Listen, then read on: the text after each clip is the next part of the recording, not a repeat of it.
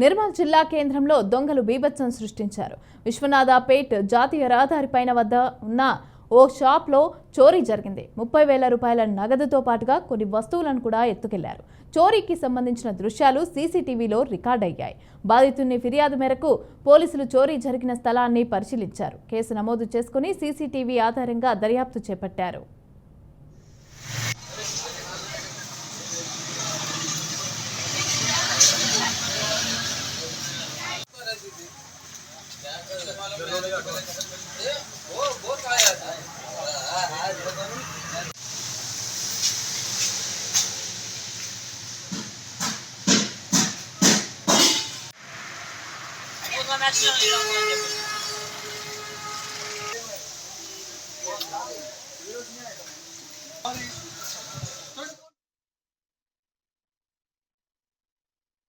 విశ్వనాథపేటలో మా pan shop ఉన్నది.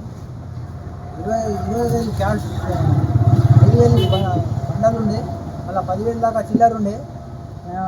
చిల్లర బందీలేమో 2,000 మీద ఉండే. సిగరెట్ బాక్సులు, మళ్ళీ లైటర్స్, మొత్తం సామాన్ అయితే పోయింది. ఇప్పుడు మా అన్న పోయిండు పోలీస్ స్టేషన్, అది కేసు చేయాలని పోయిండు. రాత్రి 1:30 అయింది సార్.